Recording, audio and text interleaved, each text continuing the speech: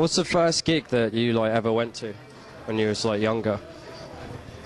I grew up listening to like punk and hardcore like in the early to mid 80s, and about 1986 I saw this kind of hardcore metal band from California called The Crucified. They were amazing. They were just like they were actually a Christian speed metal hardcore band that played at a skate park that I went to with my friends. We were like little kids, you know. I was like about sixth grade. I was about maybe 11 or 12 or something like that. And I remember just going and just being nervous and like just being excited and seeing all these guys walking around, all these skinheads, and all these guys with mohawks, you know, all these older guys, all badass, you know. I'm just like this little kid, and it was just like, it really made an impression on me. It was exciting. And we're trying to bring that kind of excitement back, hopefully. Your sound is like very unique and old school. Like, do you have any plans to like further it by making it heavier, or like doing anything to adapt it, or just keeping like the same sort of sound that you've got? That's a good question. We've been talking a lot about it. We try not to think about it too much. What we do is when we write, we all just get in the studio, and sometimes we usually demo, but we go to like a garage or something. We'll just set up a couple mics. We'll all get in there, and literally somebody will just call out a chord. Someone will be like, call out a chord, A major. Okay, and tell the drummer, count it off. Well, how's it go? I don't know, just count it off. And then he'll just start off a beat, and we'll just start trying to jam out a rhythm. And then, like, as soon as we like lock a rhythm, as soon as we lock it, we'll just stop. All right, let's record it. And then we'll record it, and then we'll move on one time. And then we'll end up, like the last album, we had about maybe 60 rhythms like that. And we all went home. We all burned CDs and stuff of everything. Everybody went home and listened to it. And if there's a rhythm that someone liked, they would write lyrics to it or add an organ melody or something. And then we'd go and record everybody together at the real studio. And that's how we write. So it's kind of hard. We don't really know what's going to come out. It's a pretty like crazy, unique process. Instead of like writing down the songs, then doing the demos, and then going in and recording. Right. And it's more of like a jam session, and then like coming together for a jam to create songs like bands do when they first start off originally, because they have no like preconceptions of what they sound like. So they're starting from scratch every time, basically. Right. And that was like one of the things, like what I was saying about the recording process that we kind of took from the Jamaican thing. This is kind of also a Jamaican concept that we've taken. Not trying to specifically, you know, hey, let's write a song like this or that.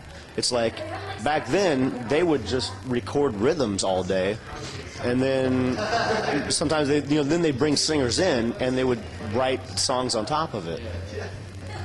And it was really cool. If you can write like a really, really heavy rhythm, then you can put anything on top of it, you know, as far as reggae goes. Is there a meaning behind like what dirty reggae means, and how did you like come up with it? What I remember about dirty reggae, we heard, before the band started, I heard this song. I'd heard it many times. It's like an old Simrip tune, old British reggae band from the '60s, and Simrip had this had this song called Banana. And I've heard it many times, but one day I was like driving to work and it came on, and I was just like, man, there's a pretty good song. And I put it on again.